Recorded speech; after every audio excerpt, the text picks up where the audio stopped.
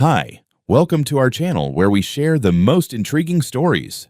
They came with clipboards and fake smiles claiming my grandfather's mountain cabin belonged to them now. Just another community asset. Big mistake. I spent 20 years fighting land fraud for the government. And this time, the war was on my front porch.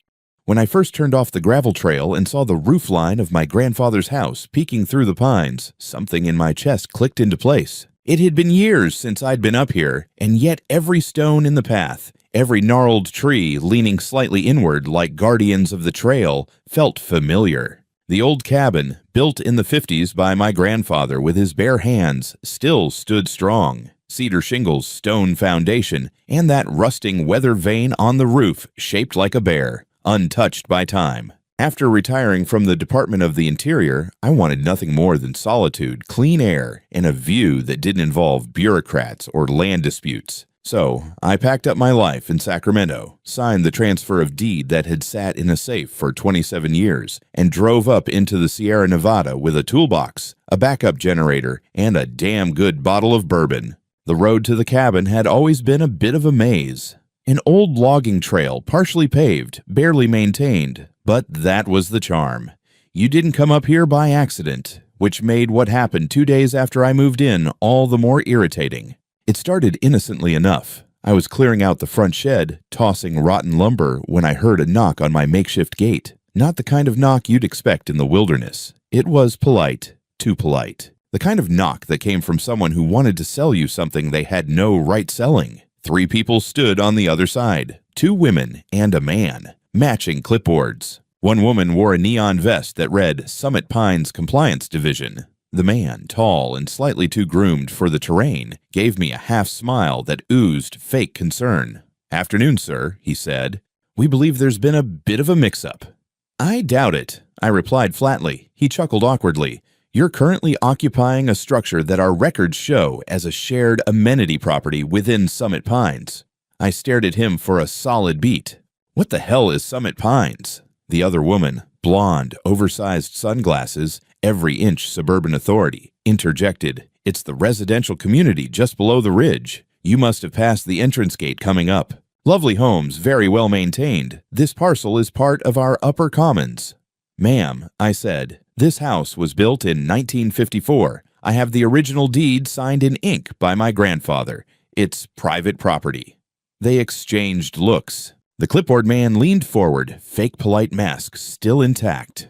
"Well, that's something we'll have to sort out. But in the meantime, we'll need you to vacate until the title discrepancies are cleared. Safety and liability concerns, you understand." I laughed. It wasn't a polite laugh. It was the kind you give when someone suggests handing over your inheritance to a stranger with a name tag. "You can leave now," I said, stepping inside and shutting the gate. That night, I reviewed every document I had. Tax records, historical surveys, satellite overlays. Hell, I even dug out a 1972 topo map with my grandfather's handwritten notes. Everything confirmed the same thing. This house sat on a unique, deeded parcel grandfathered in long before any HOA even existed. It had never been part of any subdivision. And it sure as hell wasn't common property. The next morning, I noticed movement outside. 3 different people now, younger, all in branded hoodies that said Summit Pines HOA on the back. One had a DSLR camera, the others were taking notes and pointing toward the roof, like this was some kind of wildlife documentary, and I was the invasive species.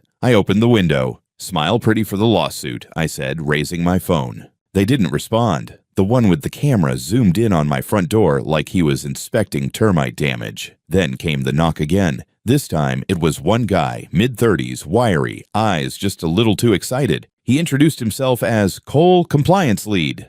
"I need to see your occupancy permit," he said, flipping through a stack of forms like he was about to serve me brunch and an eviction. "I need to see your warrant," I replied. He paused, clearly not expecting pushback.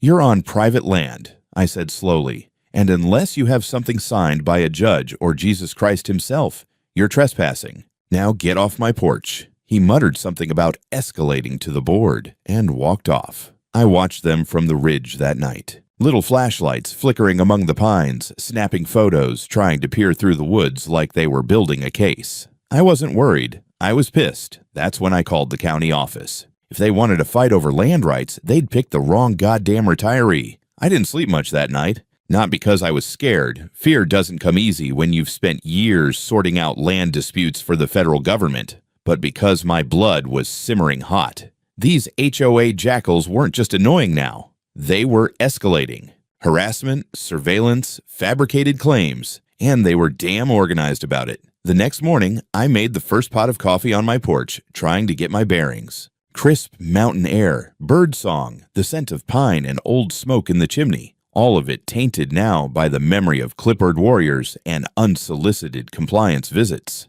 Just as I took my first sip, a white SUV crawled up the access road and stopped just short of my gate. Out stepped the same overly groomed man from yesterday, but this time he had company, a woman in a designer coat, hair shellacked to immobility, lips pursed so tight she could suck lemons through a straw. She marched to my gate and raised a file folder like a talisman. "We are here to serve notice of your non-compliance with Summit Pines property ordinances," she declared, voice sharp enough to strip bark.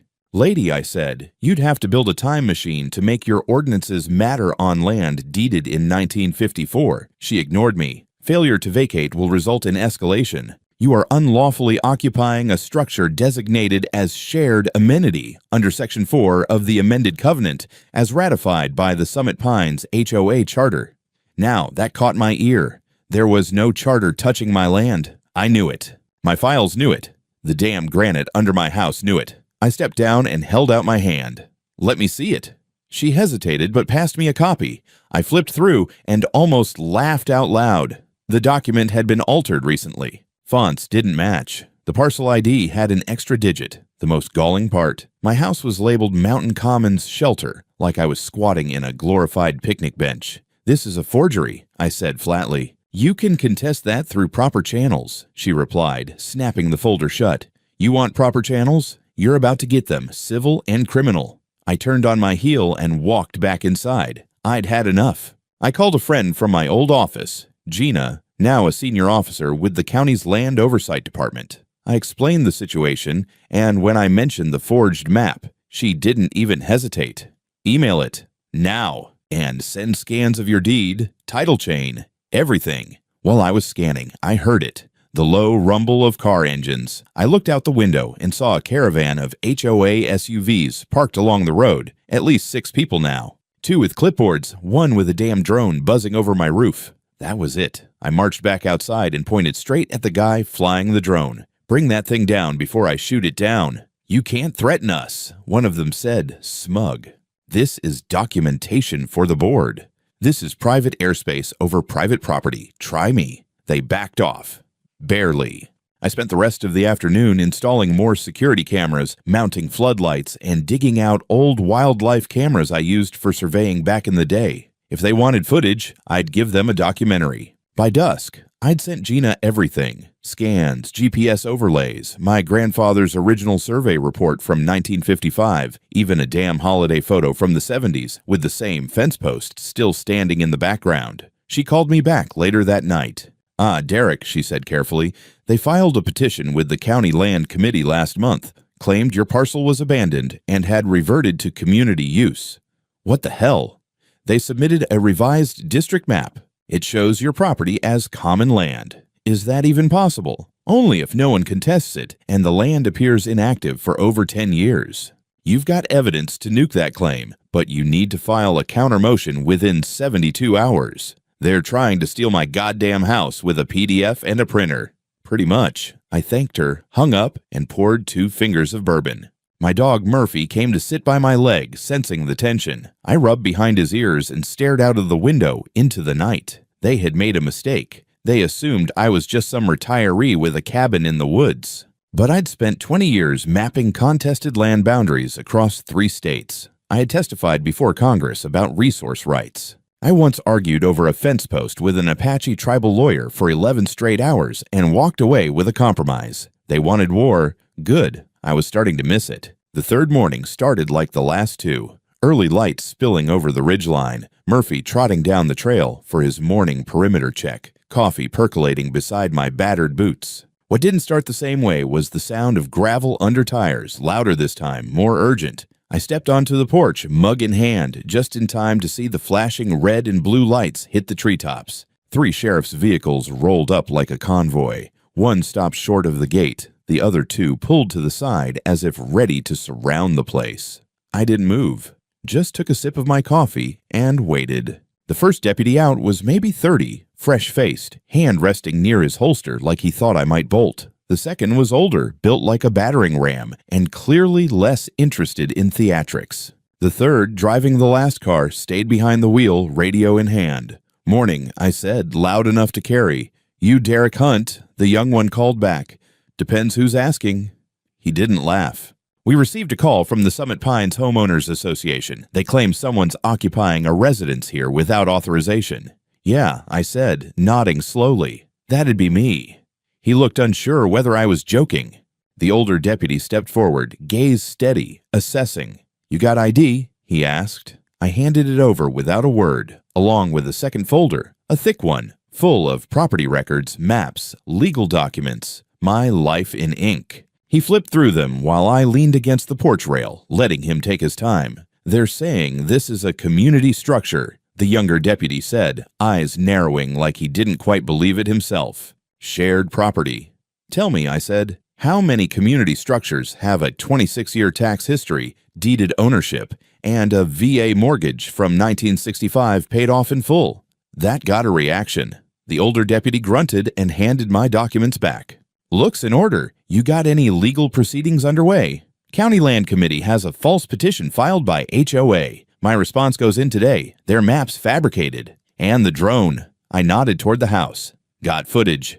They flew it over my property line. Trespass and surveillance." He scratched his chin, then looked at the younger one. "We're done here." "You sure? Unless you feel like getting sued." That shut him up. They got back in their cars. Before the convoy rolled away, the older deputy gave me a faint nod. Respectful, maybe even a little sympathetic, but not committed. Not yet. As the dust settled and Murphy padded back to my side, I realized something critical. They weren't trying to intimidate me anymore. They were testing the edges, seeing if they could get me to blink. HOA had used the oldest play in the book, get the law involved fast and early before anyone has time to think. But I'd thought, I'd prepared. I spent the rest of that day assembling the countermotion. Gina helped me line up every required exhibit, original land surveys, the chain of title dating back to the 50s, notarized affidavits from surviving family members, my own declaration. We filed before the 48-hour mark with receipts and timestamps, but just as I hit send, I received a new email from the county's Zoning Oversight Division. The subject line made my stomach tighten. Petition for emergency access to shared community shelter, hearing scheduled. HOA had filed again, this time not to claim ownership. No, they were trying to backdoor their way in. Their logic? My home, incorrectly labeled as a community shelter, posed potential hazards, fire safety, structural decay, unmonitored occupancy. They were requesting court-ordered access to inspect the premises on behalf of community interest. It was brilliant in its audacity. They'd moved from claiming the house was theirs to demanding emergency access to it and using public safety to do it. I stared at the screen, jaw clenched. The hearing was set for 3 days from now. If they got temporary access, they could come in, take photos, plant evidence, claim violations. Once they were inside, it'd be 10 times harder to close the door. I reached for my bourbon but stopped halfway. This wasn't the moment for comfort. It was the moment to prepare for war. That night, I backed up all footage from the outdoor cameras, sent copies to Gina, my lawyer, and 2 other people I trusted. I printed hard copies of my tax payments going back 15 years. I even charged the old wildlife trail cams I used during boundary disputes back in Utah.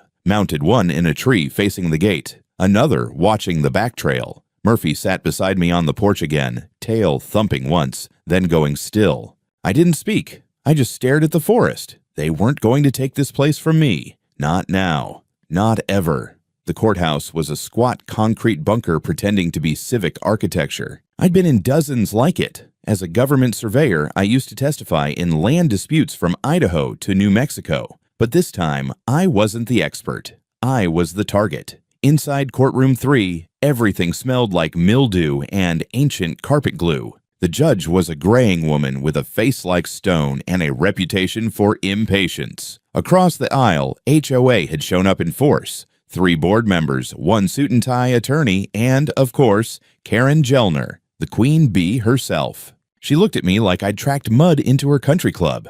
Case number SP2921, the clerk called. Summit Pines Homeowners Association versus Derek Hunt. Their lawyer started with a show, concerned tone, rehearsed lines. He spun the court a fantasy about shared mountain safety, outdated infrastructure, and unregistered occupancy. He even waived a fire marshal's report, which, I noted, had no official seal. Then came their masterpiece, the fake map.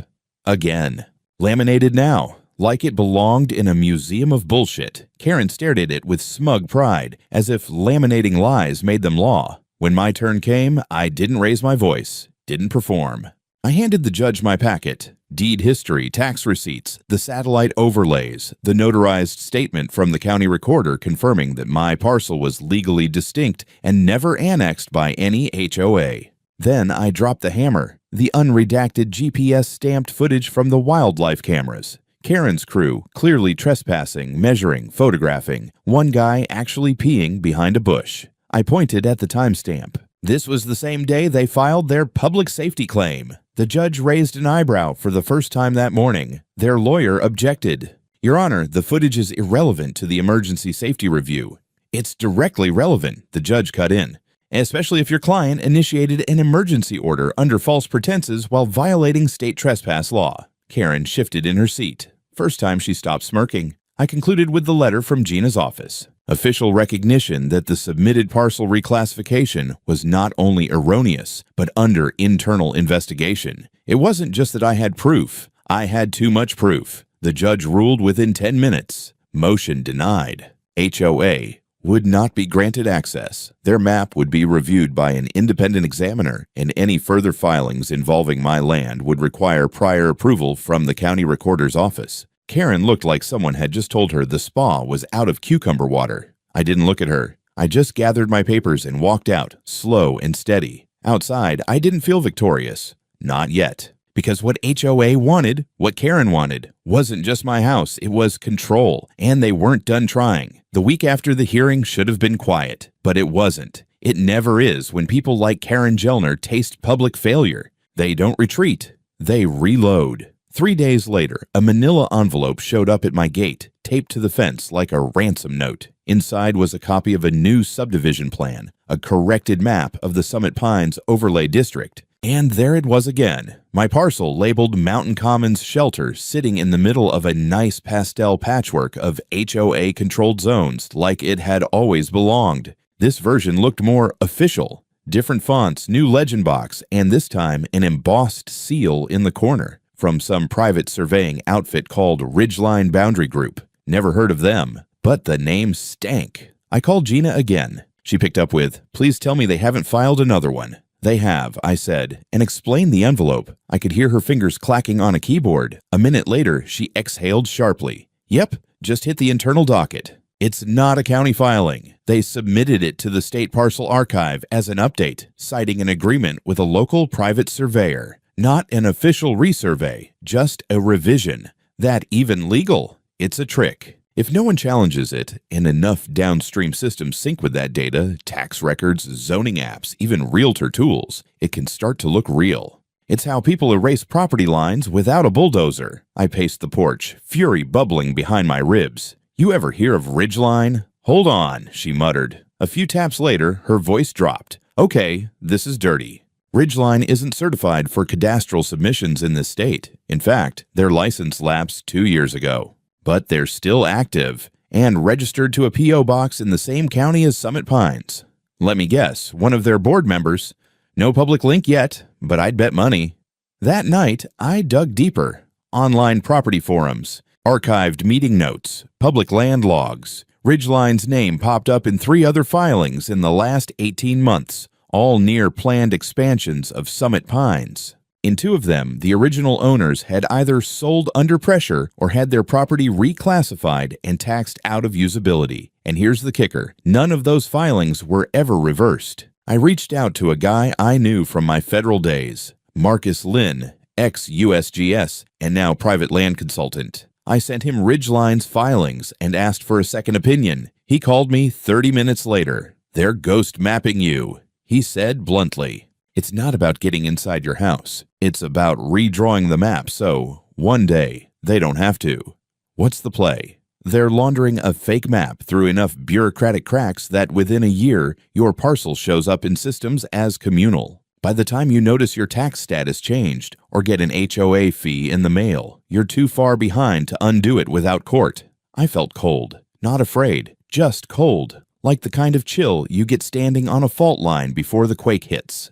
I asked Marcus if he knew anyone at the Federal Registrar willing to look into this. He said he'd make some calls. Meanwhile, I printed every version of the fake map I'd found, labeled each one, and stuck them to the inside wall of the cabin like a war room. Each one was dated, cross-referenced, highlighted. They were drawing battle lines in ink. And I was about to start returning fire. The county assessor's inspection team arrived unannounced 2 days later. 3 of them, high-visibility vests, clipboards, one guy with a drone again, parked just outside the gate and started taking notes. No knock, no notice, no warrant. Just 3 bureaucratic termites circling the cabin like it was already condemned. I stepped outside and waved. "You lost?" I asked. The oldest one, tall and weather-beaten, took the lead.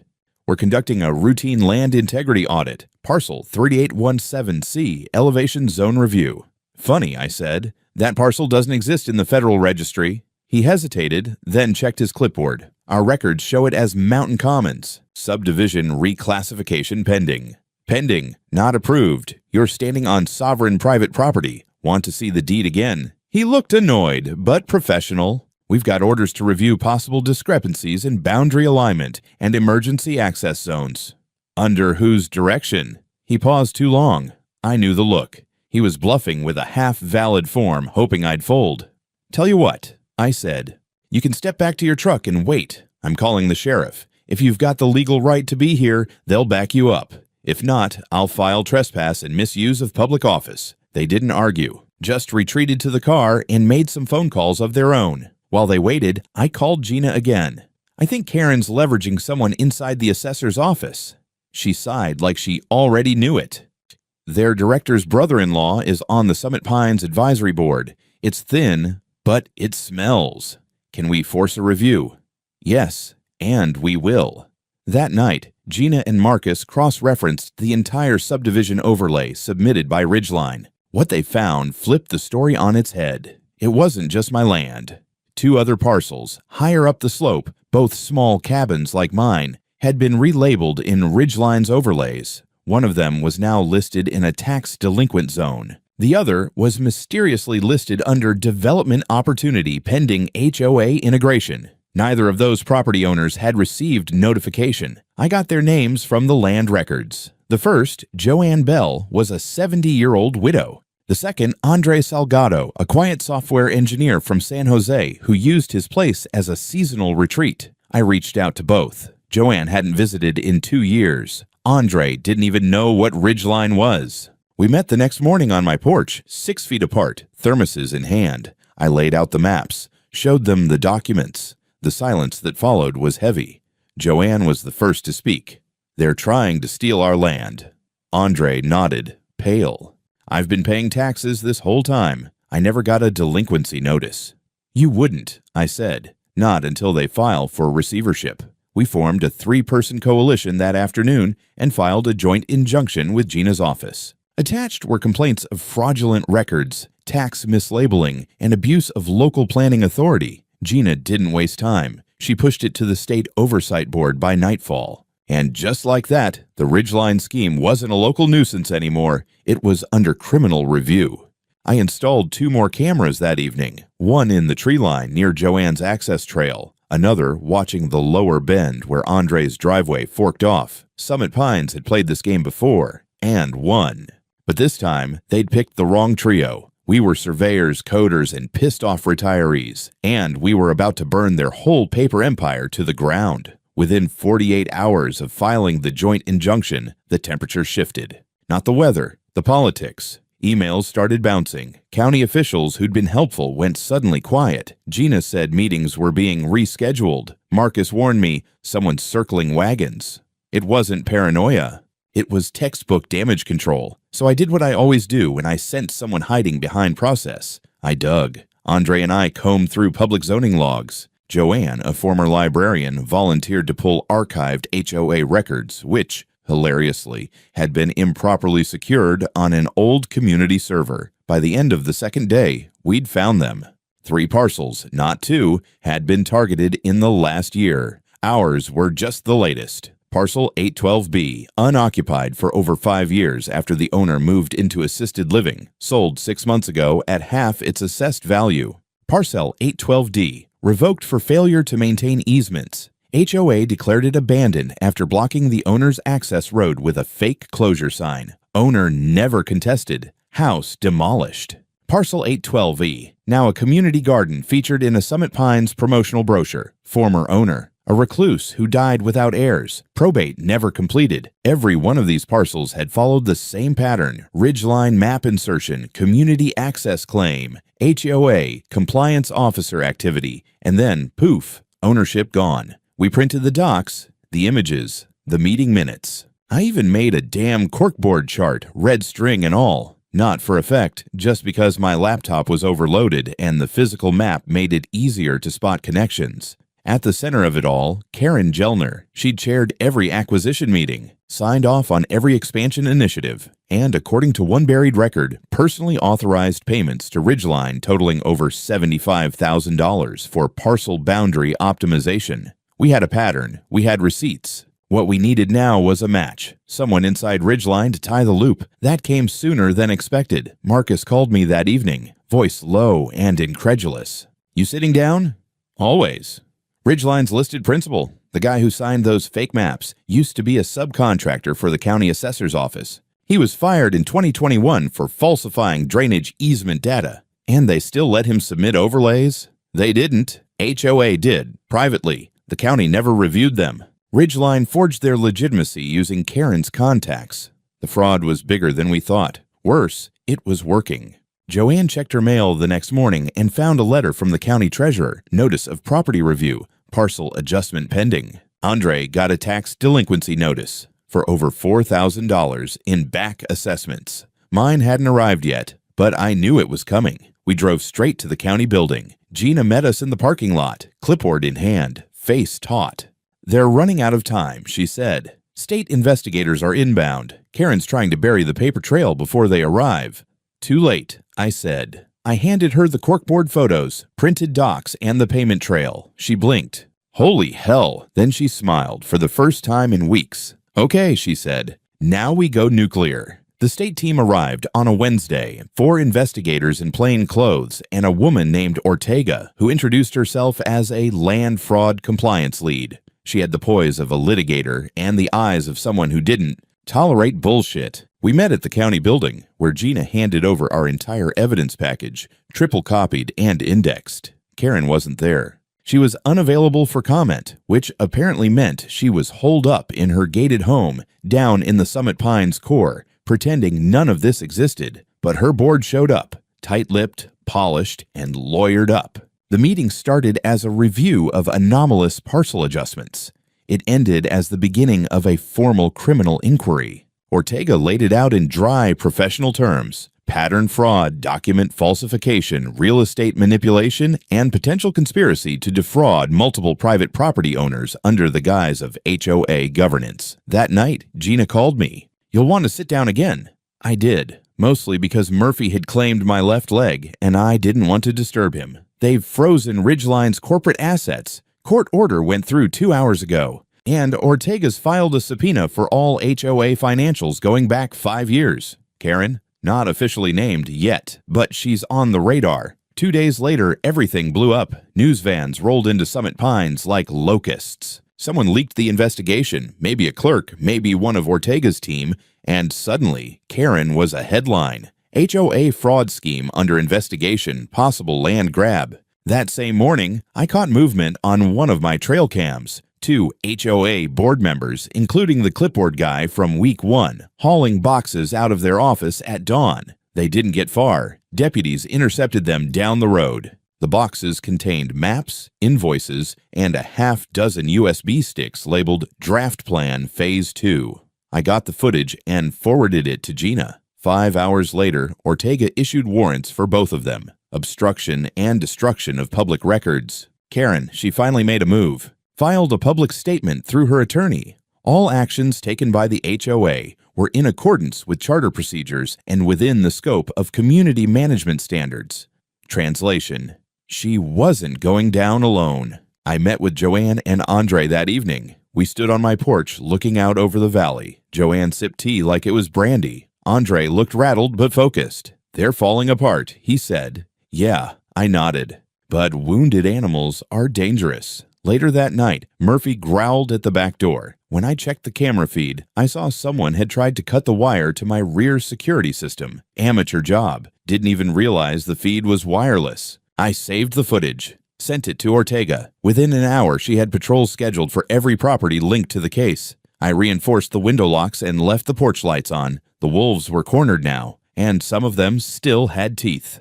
The courtroom looked different this time. More press, more tension, more suits. Karen Gellner finally showed up. All pearls, pastel blazer, and that tight-jawed smirk she wore like armor. She sat with her lawyer at the defense table while the rest of the Summit Pines board shuffled in behind her, looking like a corporate retreat gone horribly wrong. The charges read like a corporate horror novel: conspiracy to commit fraud, forgery of cadastral documentation, misappropriation of community funds, obstruction of justice, unlawful property seizure, and misuse of official channels. They didn't even bother to deny the documents. The evidence was overwhelming. Ridgeline's payments were traceable. The fake maps were time-stamped and embedded with Karen's metadata. The USB drives, the ones intercepted during the morning box exodus, contained a detailed expansion plan. 13 additional parcels targeted, 6 already under manipulation. They had been building an empire of paper and pushing it into reality one unmonitored cabin at a time. When I took the stand, I didn't perform. I wasn't angry. I was clinical. I described the forged maps, the timeline of harassment, the compliance officer visits, the fake parcel adjustments, the tax games, the drone, the police call, the emergency court hearing, the box of lies taped to my fence, and then I showed the photographs. Every version of the Ridgeline map laid out in chronological order, every discrepancy circled, every seal unregistered, every signature suspect. Then I handed over my final document, a sworn statement from the Federal Land Registrar confirming that my parcel had been grandfathered into exemption status under the 1963 Sierra Ridge Land Act. It was never part of Summit Pines. It never could be. And every action taken to suggest otherwise had been a lie. Joanne testified after me. Then Andre. Calm, composed, devastating. The judge didn't need a recess. She moved straight to pre-sentencing orders. Karen was remanded without bail. Her lawyer tried to protest. Public service history. Community leader. Misunderstood administrative decisions. The judge cut him off. This was not mismanagement, she said. It was predatory, systemic, and executed with full awareness of its illegality. The courtroom was dead quiet as the bailiff cuffed Karen. She didn't look at me as they led her out, but I looked at her. And for the first time, she looked small. Not ruined, just revealed. The rest of the board faced lesser charges. Some pleaded out. Some would serve time. HOA assets were frozen. Their bank account, the war chest they used to fund Ridgeline, was seized. Summit Pines HOA was officially dissolved 2 weeks later. In its place, the county proposed a provisional community council, voluntary, transparent, powerless to tax or impose mandates without full consent. No more hidden maps, no more forced annexations. No more compliance agents with clipboards and delusions of sovereignty. It was over. But I knew one thing for damn sure. It wouldn't be forgotten. The mountain was quiet again. Not the eerie silence of tension or the hush of people watching from a distance. It was real silence. Honest, unbothered, and whole. The kind of quiet you only get when a place remembers who it belongs to. The county sent a historical preservation officer 2 weeks after the trial. Her name was May, mid-30s, big glasses, tough boots. She walked the perimeter of the property, reviewing the original land documents I'd stored in a fireproof box for decades. She paused at the stone chimney, ran her hand across the engraved plaque dated 1954, and just nodded. "This place qualifies," she said. "Pre-HOA, pre-subdivision. You've got original ownership, verifiable survey lineage, no annexation. We'll start the process for heritage protection." What does that mean practically? It means no one's ever touching this land without your written consent. Not the county, not a developer. Not even if a dozen HOAs spring up around you and try again. It'll be codified into the land use charter. They can build a ski resort at the bottom of this hill, but they'll never move the line an inch uphill. It wasn't just a win, it was finality. Legally encoded, federally shielded finality. I added a new sign at the gate that weekend. White lettering on black steel. Not flashy, not threatening, just truth. Private property. EST.